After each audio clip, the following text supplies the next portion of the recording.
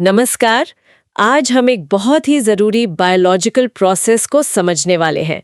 शरीर से waste products का एलिमिनेशन यानी उत्सर्जन। हाँ, और इसमें हम देखेंगे कि कैसे अलग-अलग जीव और ख़ास तौर पर इंसान अपने मेटाबॉलिक वेस्ट्स जैसे नाइट्रोजनस वेस्ट्स और एक्स्ट्रा आयॉन्स, पानी, CO2 वगैरह बाहर निकालते हैं। बिल्कुल, ये जानकारी बायोलॉजी की पाठ्य पुस्तकों पर आधारित है और हमारा मकसद है इस कॉम्प्लेक्स सिस्टम को आसान भाषा में समझना।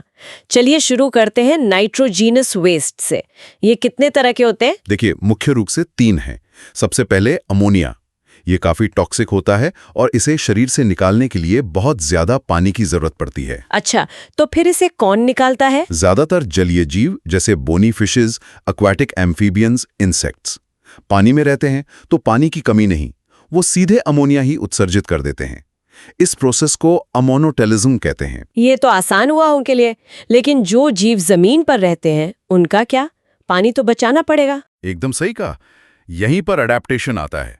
मैमल्स यानी हम इंसान और कई टेरेस्ट्रियल एम्फीबियंस, मरीन फिशेस क्या करते हैं कि वो लिवर में अमोनिया को एक कम टॉक्सिक सब्सटेंस यूरिया में बदल देते हैं। हाँ, यूरिया तो सुना है। तो यूरिया निकालने में अमोनिया के मुकाबले काफी कम पानी लगता है।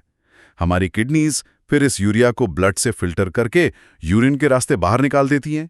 इसे कहते हैं यूरियोटेलिज्म। और तीसरा प्रकार? Uric acid. हाँ, यूरिक एसिड।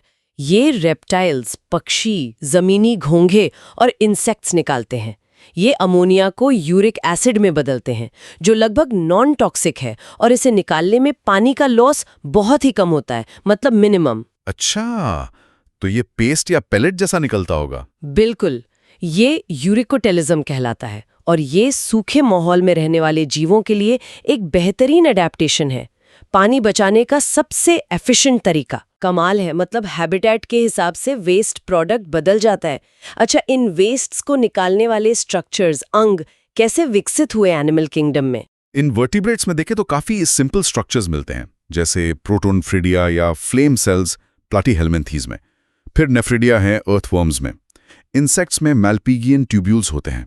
ये सब ऑस्मोरेगुलेशन और वेस्ट रिमूवल में मदद करते हैं। और वर्टिब्रेट्स में? वर्टिब्रेट्स में हाईली कॉम्प्लेक्स ट्यूबुलर ऑर्गन्स हैं जिन्हें हम किडनीज कहते हैं। चलिए अब ह्यूमन एक्सक्रीटरी सिस्टम पर फोकस करते हैं।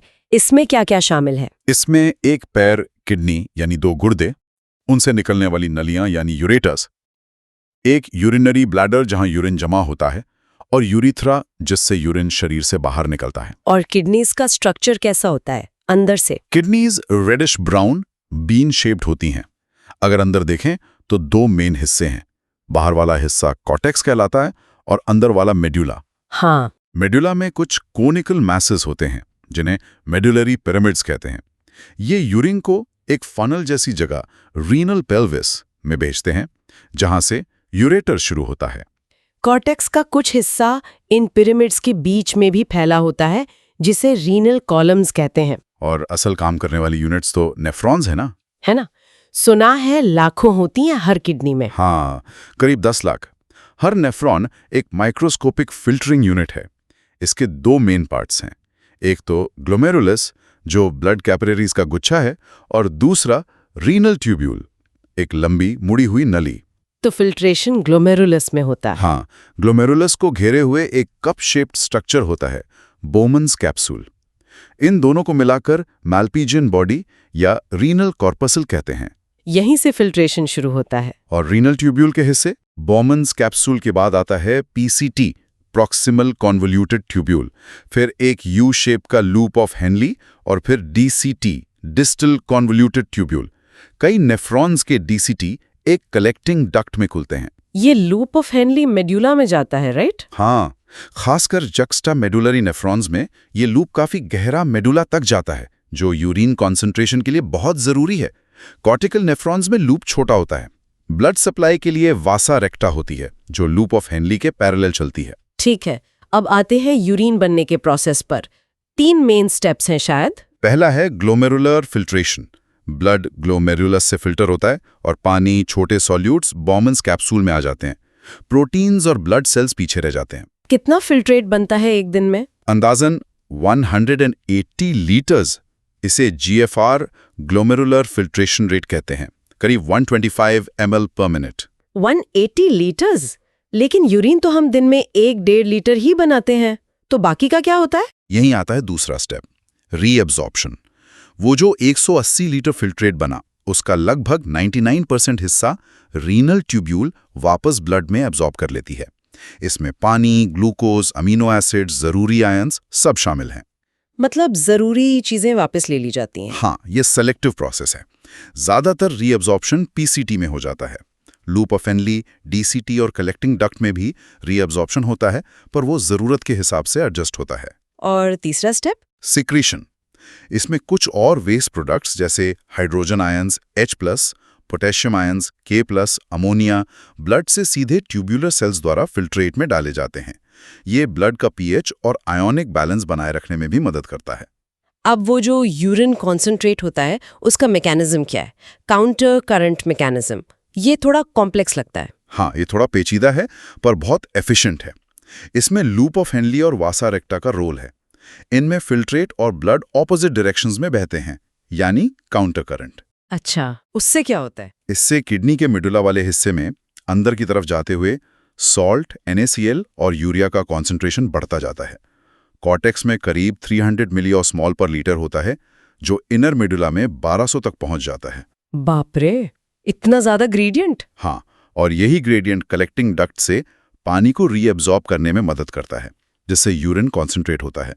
हम इनिशियल फिल्ट्रेट के मुकाबले 4 गुना तक कॉन्सेंट्रेटेड यूरिन बना सकते हैं। पानी बचाने का शानदार तरीका है ये। और ये सब ऑटोमेटिकली चलता रहता है या कोई कंट्रोल भी है? कंट्रोल है, hormonal control. Hypothalamus, JGA, juxtaglomerular apparatus और हार्ट, ये सब मिलकर रेगुलेट करते हैं। जैसे अगर शरीर में पानी कम है तो हाइपोथैलेमस से ADH निकलता है, एंटी डाययूरेटिक हार्मोन। ये कलेक्टिंग डक्ट से पानी का रीअब्जॉर्प्शन बढ़ा देता है, यूरिन कम और कॉन्सेंट्रेटेड बनता है। अच्छा, और JGA? JGA किडनी में ही होता है। अगर GFR या ब्लड प्रेशर गिरता है तो ये रेनिन नाम का एंजाइम छोड़ता है। रेनिन से एंजियोटेंसिन 2 बनता है। एंजियोटेंसिन 2 क्या करता है? ये पावरफुल वेजोकॉन्स्ट्रिक्टर है, ब्लड वेसल्स को सिकोड़ता है, जिससे ब्लड प्रेशर और GFR बढ़ता है। साथ ही ये एल्डोस्टेरोन हार्मोन रिलीज करवाता है, जो DCT से Na+ और पानी का रीअब्जॉर्प्शन बढ़ाता है। मतलब ये BP बढ़ाने वाला सिस्टम है। और कम करने वाला? उसके लिए हार्ट के एट्रिया से ANF यानी एट्रियल नाट्रियूरेटिक फैक्टर निकलता है। जब ब्लड फ्लो बढ़ जाता है, ये ब्लड वेसल्स को रिलैक्स करता है, BP कम करता है और रेनिन एंजियोटेंसिन सिस्टम को चेक करता है। वाह, कितना फाइन बैलेंस है।